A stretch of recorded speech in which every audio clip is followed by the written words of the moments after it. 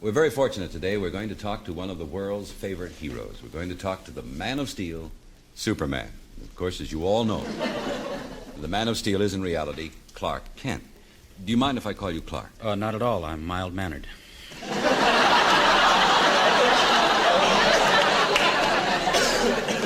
When did you first find out that you were Superman? When I was just a little boy, I used to get ready for bed at night. I'd take off all my clothes and fly away. I'd fly down to Cincinnati, St. Louis. One time I flew down to Dayton. Folks had to come down and get me. It took them 2 days by bus. That's rough. Yeah. Could you tell us about one of your experiences in saving someone? Well, yes. One time I was up in a building and I saw a woman down on the sidewalk. She was just about ready to get hit on the head with a big safe. Yeah. So I jumped out of the 12-story window. Yeah, what happened? Well, I broke both my arms and my leg, and I hurt my hip real bad. And then there was this other time I saw a guy out in the Hudson River drowning. Yeah. So I jumped off the old bridge, jumped in and got him, and just at that time a steamboat was coming towards us. Yeah. I put up my hands, stopped that boat. Gee, what happened? I broke my other leg and re-hurt my hip and bruised my nose a lot. Perhaps you could give us some sample of your remarkable strength. Do you still have to retain that remarkable strength today? Oh, yeah, sure. Well, I'll tell you what, I could lift you up with one hand. Sure, yeah. All right. Here, let me just... Okay. Let me just try and lift you. Go right ahead. Now, let me just... Oh, wait a minute. Would it help if I took off my shoes? No, that's all right. Just leave me. I can get it. Don't worry. Don't push me. Could you take the change out of your pockets? Hey, well, I could have had it, you know. Yeah, I know. But just all right. I was wondering, too, if you could still fly. Well, yeah, but just on weekends around the living room. A little bit. Take a little dip around the couch. Tell me, how is Lois Lane? She broke up. Oh, you don't see her anymore? No, she broke up. Oh, I don't understand. Well, we used to have this little act. We'd work out at fairs in the summertime, get a little extra money. Had a 200-foot tower, and she'd jump off it, and I'd catch her. And this one summer, she jumped off, and I missed her, so she broke up. Yeah. Are you still able to do any of your remarkable tricks? Well, sure, yeah. I still have all my strength and everything. Well, as a matter of fact, I got a gun right here if you'd like to just kind of take a shot at me. It's only a .22, but just point it right at my chest and let me have it. Sure, just go right ahead. Just point it right at the old chest and I'll show you. Go ahead. Just shoot it. Go right ahead. Right in the center of your chest. Right.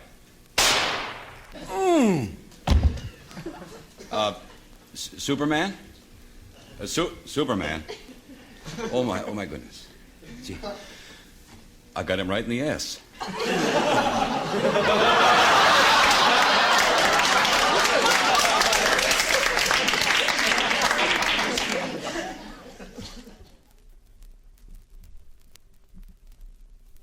You know, I guess there isn't a man, a woman, or child alive today who isn't familiar with the famous jungle trio, Tarzan, Jane, and Boy. We found out they still live a quiet life in the jungle that they know and love. And tonight it's quite a thrill for me to be here because we're going to be talking to a member of the original Tarzan family. And I know you'll all recognize him. Ladies and gentlemen, I'd like to have you meet Tarzan's original son, Boy. Boy, me man. We talk. How you say, welcome. You welcome. Oh, you speak English? Yes, I do. Yes, do you? Yeah. I thought we were going to have a language barrier. Boy, was there anybody else in the family? We were only familiar with you through your movies. I was just wondering if there was. Well, yes, Tarzan and Jane had a little girl. Oh, what was her name? A girl. I understand you and Tarzan and Jane still live right here in the jungle. Well, that's correct, yes. We still make our home here. We live in a little place called Alligator Jaw Swamp. Well, I'll bet that's an adventure in itself. What with the man-eating alligators lurking in the dark jungle waters. Is that right? Well, I don't know about that. It's a trailer park. We got lights and everything, water. I see. Well, as we all know, it's been some time since Hollywood discovered your family. Now, how old are you now, man? Well, I'm 38, and Tarzan is 81, and Felica is 72. Felica? Yes, that's good. Oh, well, you didn't know her as Felica. You probably knew her as Jane, see, but her real name was Felica. Of course, when the movie people came in, they had to change her name, of course. I don't really know why. Felica, it's kind of a romantic name. Well, not really. You see, in jungle talk, Felica means trail of the buffalo. And if you've ever been on a trail of a buffalo after a jungle rain... Yeah, I can imagine. Yeah, well, the steam would take the crease right out of your pants. That's right. You know, I can't help wondering, did the jungle animals really understand what Tarzan was saying? No, they never knew what he was saying. No. Well, I don't understand. In the movies, whenever he gave that yell, you know, they'd come right to him. Yeah, well, they came mostly out of curiosity. I mean, you take a guy out there beating his chest in his underwear, I mean, you're going to raise a crowd, I don't care where you are. Yeah, but they all seemed to, he'd go, or something, you know, and in their language it appeared, and they would all go off as though they knew where they were going and what they were doing. Yeah, well, they went off usually because he was standing in the felica. And like I say, you know, you get a jungle rain in that felica. I know. Yeah. You been on one? No, I'll just take your word for it.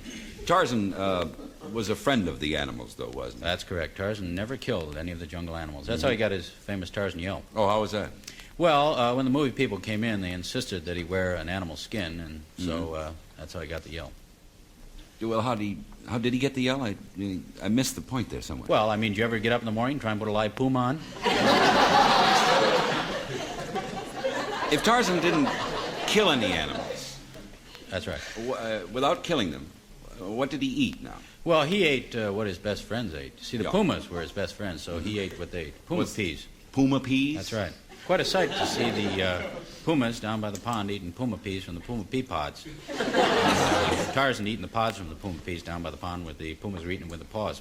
Of course, Jane just ate jaguar jelly. You want to know how that's made? Jaguar jelly? No, it's not necessary. Well, you take the jaw of jaguar and jigger of jungle juice, and you just kind of mix it all. Just forget that. You don't. No. Now, I just ate bunko berry butter myself. Now, you used to get about 4 berries to a bunko. Well, I'm not interested in that. We sell it at the gift shop. I don't know if you don't care. Swell. Do you have any advice, boy, for young jungle boys, perhaps? Well, yes, I do. My advice is swing. And wash your loincloth twice a week.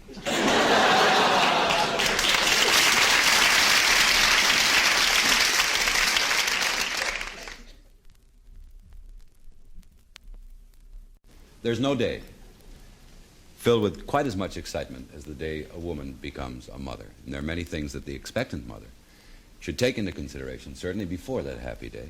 And to give you an idea of what to expect and how to prepare for the big day, we've asked an expert on the subject to be with us tonight. Ladies and gentlemen, Dr. Dag Herford.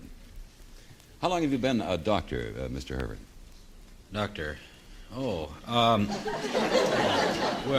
graduated in '52, so this is, let me jot that down. See, there, be right there. Can you read that? Looks like 80. 80. Yeah. Good. I've been a doctor for 80 years. No, wait a minute. That's not right either. It looks like an 80. Let me run this down to the pharmacy and see if they can read this. Never mind, Dr. Herbert, no. I guess you're qualified to speak on the subject since you have children of your own. Yes. How many do you have? I have 3. 3? Well, what are they? A boy and a girl. I don't understand. You should either have 2 boys and a girl or 2 girls and a boy. Well, we'll see. Dr. Herbert, when an expectant mother comes to you, what's the first thing you tell her? Well, the first thing I tell her is my fee. Yeah, and then what do you do? But then I try and revive her. They go right out on you. They're pretty expensive. Oh, yes. Well, you got to consider, I go to school, for 8 years. Yeah. It takes a long time to learn Latin, Well, suppose Mrs. Jones came to you, right? And Mrs. Jones is going to have a baby. Right. What do you say to her? Mrs. Jones, you're going to have a baby. I'd come right in there with it. I could tell her in Latin. I've had 8 years, Infanto, magi. Well, Yeah. what's the most important asset a doctor can offer a patient? Well, I think confidence. You see, this is Yeah. what the mother is looking for, and this is why we take so many speech courses in college.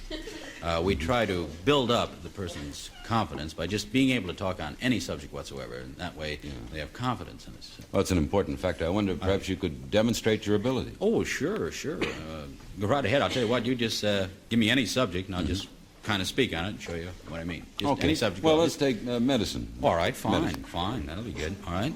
Medicine. Well, medicine. Well, medicine, medicine, part 1. Perhaps I took you a bit off your guard. Could we change the subject, maybe to life? Oh, well, sure, if you want. Well, yeah, that would be a little easier. Yeah, it encompasses. Well, life, life, medicine. Forget it. Forget it, part one. No. Dr. Herbert, I wonder if perhaps you could give some basic facts about the mother's progress up to the time of birth. Oh, well, sure. I think that's the most important part. Now, let's just jot down, say, for instance, a few figures. All right, now, the expectant mother is going to be pregnant for 11 months. Yeah. So, let's just jot that down, Doctor? and we'll have a little basic to start with. Doctor. Pardon? Excuse me. Yes. But I realize you're a doctor. I honestly believe that it is 9 months. What? The amount of pregnancy is a 9-month period. I'm almost sure. It is? Yes, I'm positive, You're Doctor. sure about that, huh? Excuse me just a moment. I'll just be with you in a minute. Hello, Mrs. Rumbaugh? How are you? This is Dr. Herbert. Yeah, well, I know. A guy just told me.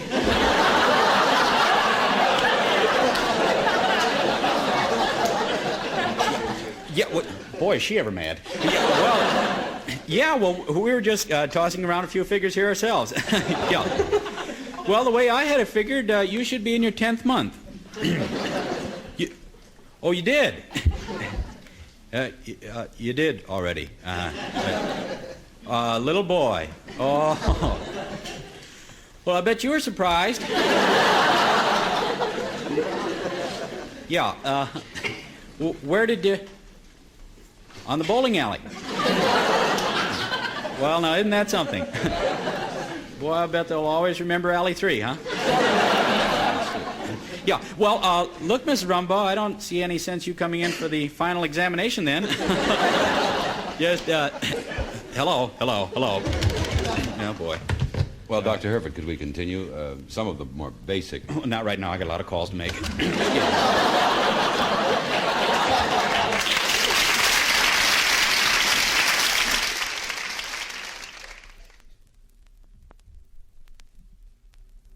As we all know, everybody is using computer cards, the gas company, the phone company, department stores. I found out that the card has a new use. It can be a matchmaker. They now have a computer that can select a perfect mate for you by the use of these cards. And the man who knows everything about this new machine is Dag Herbert. So now let's go into the mating center and we'll talk to him. Mr. Herbert? How tall would you like her? No, I don't want a date. I just want to find out a little bit about your job. Oh, well, we got them all sizes. No, thanks. You would, short one for the road, perhaps? Just, no. No, Mr. Herbert. I just wanted to ask you a few questions. What is your title here at the mating center? I'm the sweetheart master. Mr. Herbert, I understand that it's your job to match people with the hopes that someday they might marry. Now, I imagine that's quite a responsibility. Oh, I bet that is. Look, Mr. Herbert, what I would like to do is explain to the people how this machine works. Oh, well, don't let me interrupt you. You're doing a real good job. Right ahead. No, you got it wrong. I want you to tell them. Oh, you do? Oh, well, I could. I'm qualified, you know. Yeah. Well, I can tell. Yeah. Now, suppose a girl comes to you, and she wants a date. Oh, well, she's out of luck. I'm married. No, she wants the machine to find her a date. Oh, she does? Oh, well, that'd be good. First of all, we'd have to find out some vital statistics about her. Uh-huh.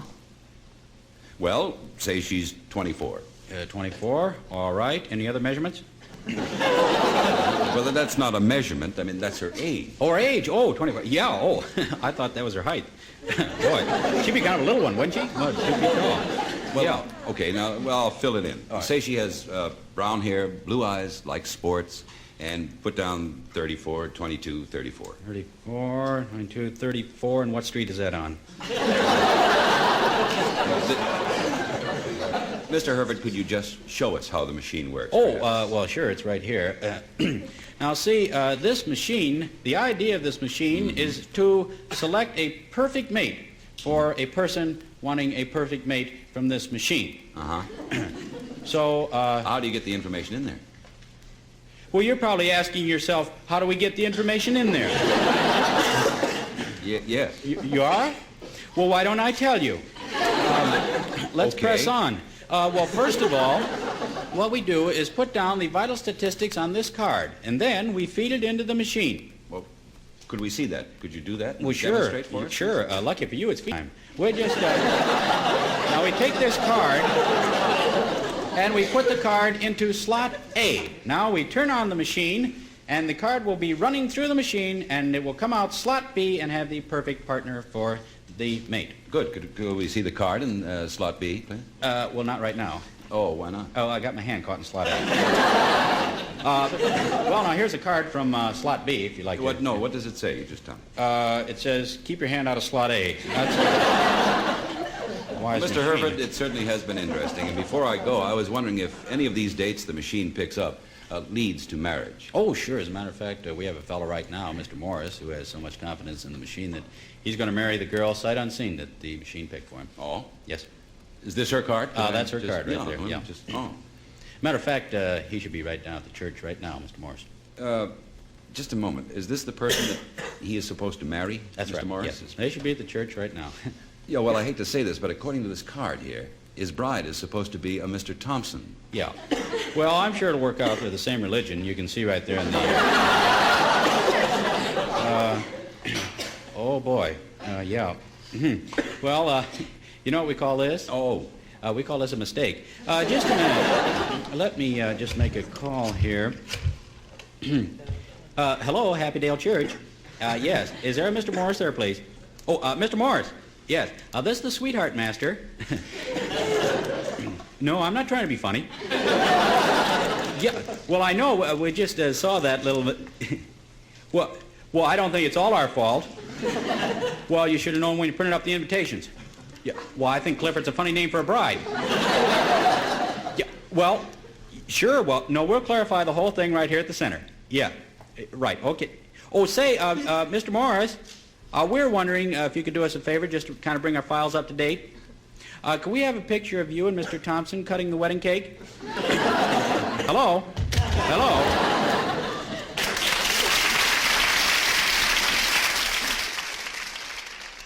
Tonight, we're going to be talking to one of the country's leading race drivers and one of the real daredevils of the road, Dag Herford. Mr. Herbert, I understand that you and your driving partner just completed the Noble Gas cross-country race from New York to Los Angeles. That's correct. We just got in today. Yeah, well, I imagine driving cross-country like that is quite a grueling task. How long did it take you? It took us a year and a half. A year and a half to drive cross-country? That's right. Well, that's unbelievable. Well, you have to remember, we were driving day and night. I understand that you are also an outstanding sports car driver. Now, I imagine accelerating to speeds of 150 miles an hour, that must be pretty dangerous. What actually is the biggest safety factor in a situation like that? Well, you're right. It's dangerous, all right. But I think the key word here is alert. Alert. See, this is what you have to be. Every muscle toned to perfection because you're within inches of causing a fatal accident at any given time. So if you're alert, maintain your five senses well, and I think you'll be all right. Yeah, you really have to be sharp, in other words. It just has to come to you immediately, almost like 2 and 2. And, of course, that could apply to everyday driving, too. Keeping your mind active and knowing... 4. What? 4. 4 what? Well, 4. 2 and 2. 4. See, this is how you keep alert. You, even in conversation, you just can jump in. Jump right in there. Sure. I was wondering, traveling at those speeds, have you ever rolled over or, Pardon? Rolled over. Have you ever rolled over? Roll over. Roll over. Well, if you think it'd be interesting. Say, on second thought, could I just sit up and beg? I got a bad knee. No. I mean, have you ever rolled over in a race? Oh, with a car? Oh, Yes. Sure. As a matter of fact, I've rolled over in my last 12 races. Really? That's right. Smash them all up? Well, yeah, sure. What do your mechanics say? They say he's rolling over again. Well, there must be some reason to that. Have they, for that, have they improved your car? Well, yes, they have. Yeah, they redesigned the car. Oh, they made it closer to the ground, lower center of gravity, so you wouldn't run on the turns? No, they made it rounder. See, she really rolls now. Boy, she rolls real good, yeah. I get a feeling they'd like to see me roll, but it is. What race are you preparing for now? Well, we're preparing now for the Indianapolis 500. We'll be down there in February racing. Yeah, but the Memorial Day race is the 500, and that's just coming right up this well, weekend. we don't go down there on Memorial Day. We go in February, see, for the race. You get down there on Memorial Day, it's too crowded. You wouldn't believe it. There's cars going around there over 100 miles an hour. Yeah, you don't have as much competition in February, and gives you a chance to get the bugs out of the car. You know what I mean. Have you ever won any races? Well, let me see now. I came pretty close in the Daytona 300 just last month. I was leading by 6 laps. We had really? 1 lap to go, and I pulled in for a pit stop and a tire change, and took them an hour and a half, so I ended up last. You only had 1 lap to go, and you went in for a pit stop? That's right. And you ended up last. I don't understand that. Today they changed a tire in 20, 30 seconds at the most. Yeah, right. Well, I got in the wrong pit, see. So I pulled in. The guys took my tire off, went up on the hill, laughing at me. They're up there smoking, drinking gas. You know, it's a rough crew. What was the biggest race you were ever in? Well, I was in the Grand Prix, and that's a pretty big race. You know, first prize, yeah. 75,000. Second prize, 50,000 on down. So fantastic. Big race, real big race. Where did you finish? Well, I was in there. Oh, what'd you win? I won a lube job. How does your wife feel about you being a sports car driver? Well, she doesn't feel too badly about it. As a matter of fact, she races even with me once in a while, but I don't know, it bugs her. She doesn't like it? Well, no, it bugs her. She doesn't have a windshield on her side. You know, I mean, she gets those moths up her nose and everything.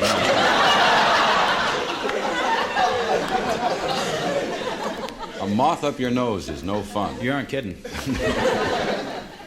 I wonder if we could perhaps see your car. Would it be possible to look at that? Well, I couldn't bring it in here. The car's a little big. I'll tell you what I could do, though. I got her right outside. I could go out and start her up, and you could at least hear the engine roar up. I could drive off in her. Oh, great. We'd enjoy that, wouldn't we? Thank you very much. All right, I'll go out and get her. We'll be interested to hear that. In just a moment, he'll be starting up the 650 horsepower machine. We'll get a chance to hear it. And there he is now. Any moment. Yeah. Listen to that burst of power. Well, there he goes. It was very nice of Mr. Herbert to come down here today and speak with us and tell us some of the background of being a race car. What's the matter, Mr. Herbert? Oh, I keep forgetting to get in it.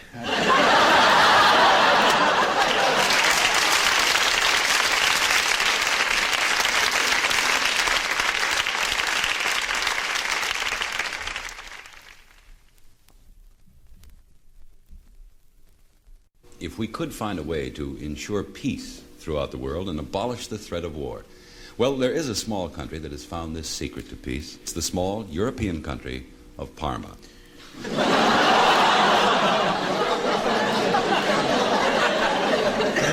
Tonight we are going to talk to the man who governs this peaceful nation, Mr. Dag Herford.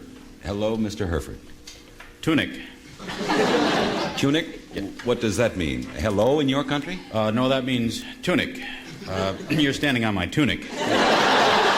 I'm sorry, Mr. Herbert. Quite all right. Now, I understand that you are King Anderson's brother. In other words, you're really a prince. Well, thank you. You're not bad yourself. Mr. Herbert, in the last 300 years, there have been many major conflicts in the world. Now, how do you account for the fact that Parma was not engaged in any of these wars? Well, nobody asked us. A lot of guys just sat around and read magazines. So we Do you have an army? Yes, we do. As a matter of fact, we have a very effective army. We have 3,000 women in the army. They're all privates. And we have 11 men. 3,000 women are privates? Well, what are the men? They're pretty happy.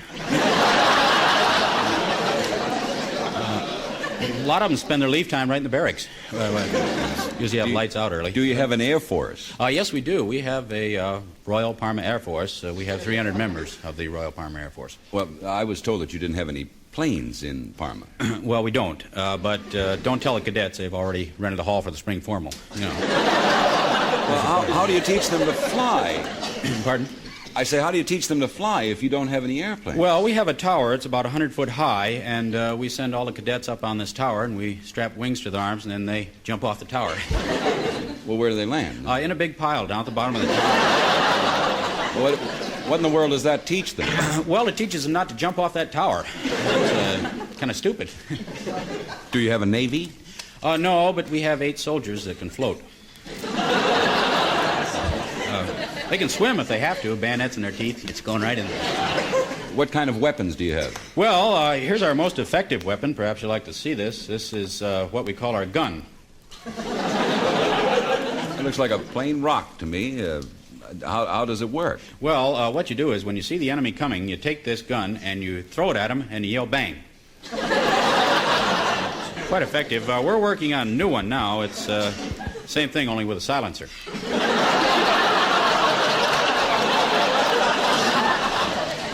How does that new one work? Well, it works the same way, only you don't yell bang. Just yell snarf. Well, thank you for visiting with us, Mr. Herford. And before you go, would you have a message for the other countries of the world? Something that might help them live in peace, as your country has done? Oh, well, yes, I do. As a matter of fact, we have a little folk song we sing here in Parma that I think has helped to hold peace here in our little country. Wouldn't mind, I could sing it for you. Sure, you go right ahead, sir. Well, it goes something like this. Well, man has fought to protect his home. Man has fought to protect his women. Man has fought to protect his country and his rights. Fighting, fighting, fighting, fighting. To have less fighting in the world, we've got to stop fighting so much.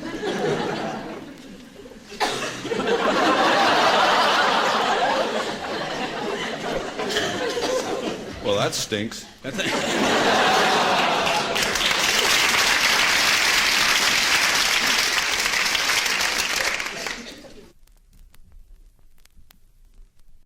Ladies and gentlemen, I would like to present the warden of the Rocky River Honor Farm, Mr. Dag Herbert.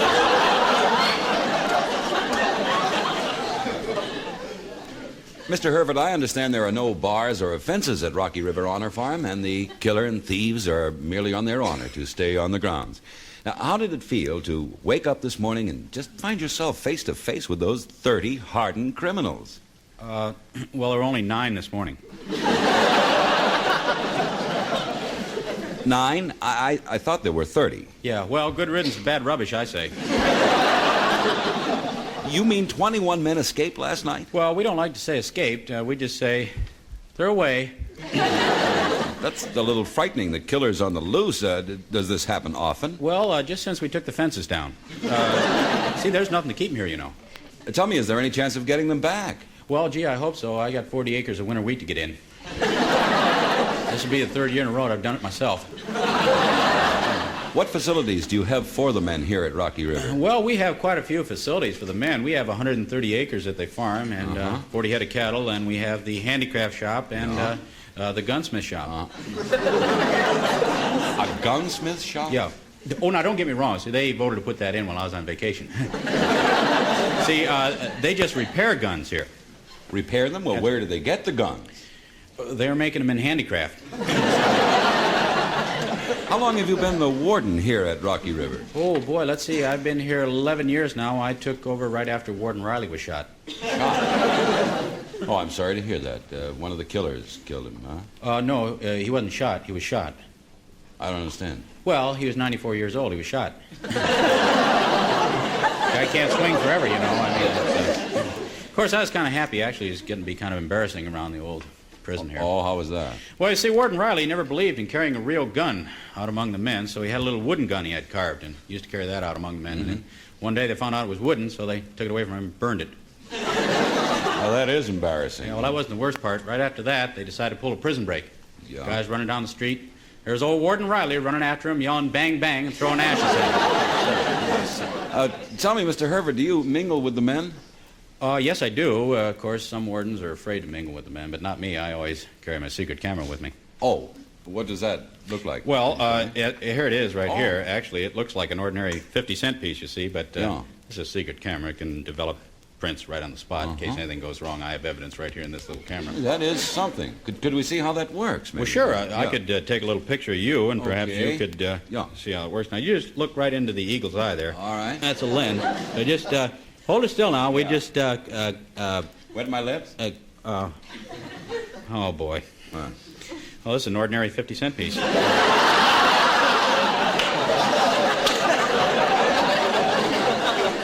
Oh, boy, I guess I gave her a waitress a camera for a tip. Well, Mr. Herbert, I want to thank you, and I certainly must say that I think you are a brave man to face these convicts. Oh, well, actually, it's really that I came here to Rocky River, and I set a pretty tough policy. When I first came here, I'm Mr. Tough. These men know it, and that's the way it's going to be. Oh, excuse me, there's the phone.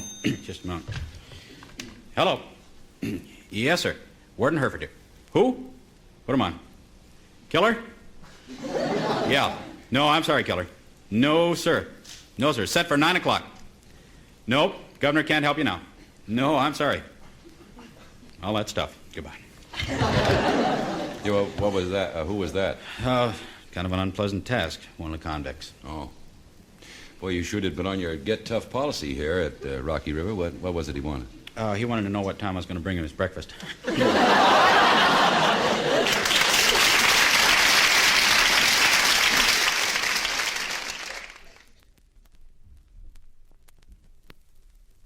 We think of baseball. We think it's a game, but it's more than that.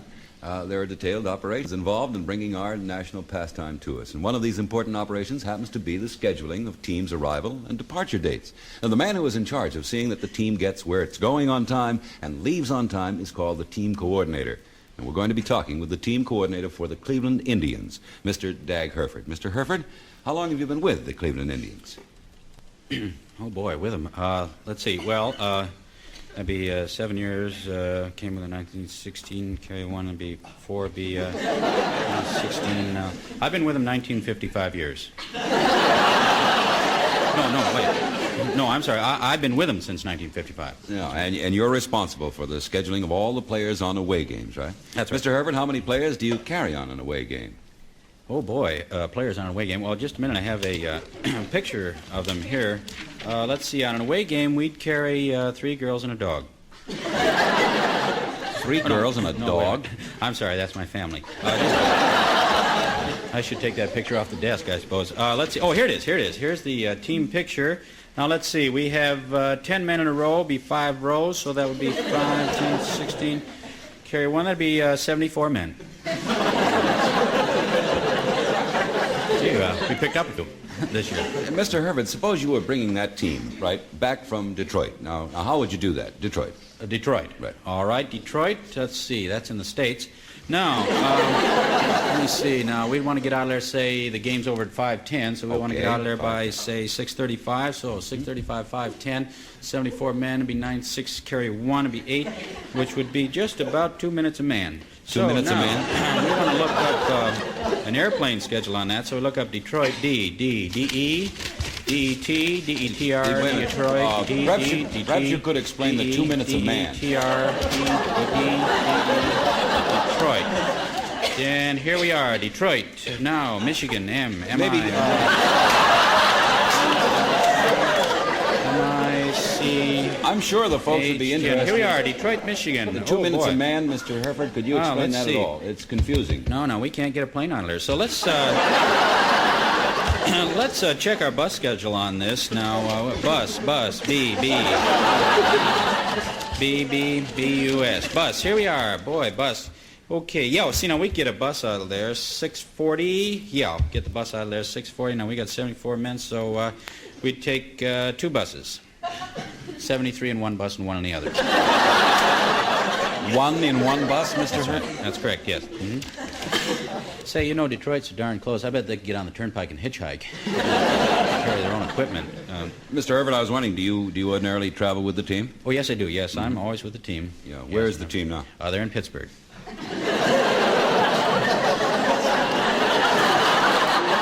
Oh, boy, I could have made that one, too. It's close. That's the 3rd game this week I missed. Yeah.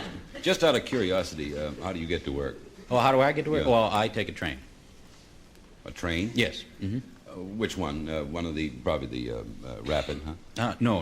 Let me see. Train. T, train, local train. It just kind of gives you an idea of some of the problems of a baseball coordinator. A busy day in the life of Mr. You know what? I wouldn't have to take train. Oh? No, I drove today.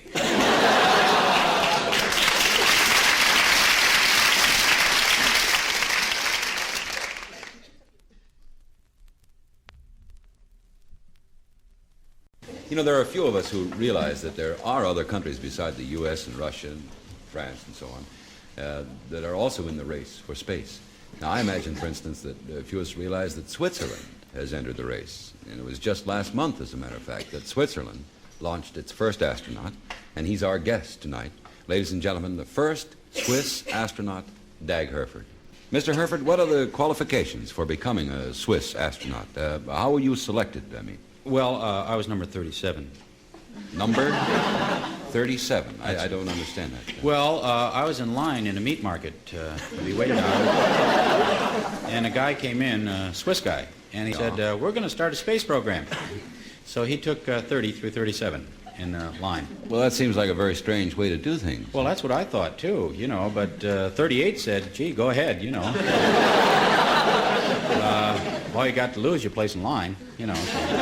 Well, selecting at random like that, what kind of people did you get? Well, we got some pretty good people, surprisingly. We got 6 guys, and we got an old lady who was returning a pot roast. She worked out real well. I understand your first rocket was much smaller than ours. Oh, yes. Our first rocket was just about a foot long. Well, that was small. Yes. Was it a success? Well, no. Unfortunately, when they went to launch it, it fell off the launching pad and hit a photographer in the knee. One of the guys ran out and stepped on it and crushed it right there. We were pretty happy that nobody was in it. Yeah. Was that the only rocket you lost? Pardon? Was that the only rocket you lost? Oh, no. We lost the next 2, as a matter of fact. The scientist took him home on the weekend to work on him, and his dog buried him. Kind of out of luck there. We were real disappointed. Could we get into manned space flights? What did you feel like, for example, getting into the rocket for the first time? Well, you mean getting on the rocket? You mean you get on the rocket? Yeah.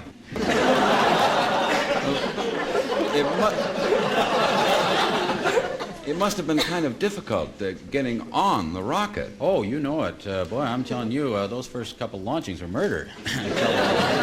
Then they finally filed those points off, see? You should have seen that old lady with the pot roast go up.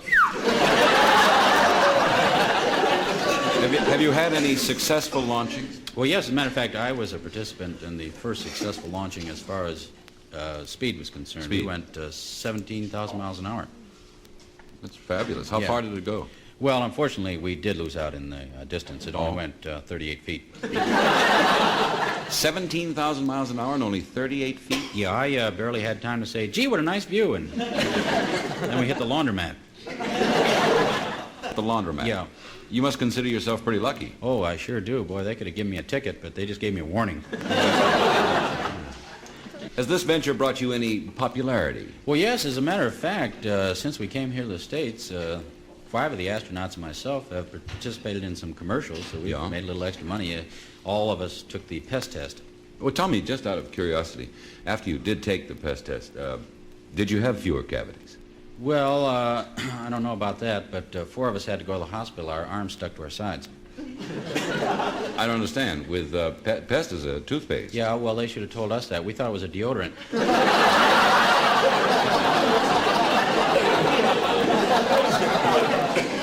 Well, thanks for being with us, and good luck in your race for space. Well, gee, don't thank me. Thank Tony's Meat Market. He's the one who's sponsoring this.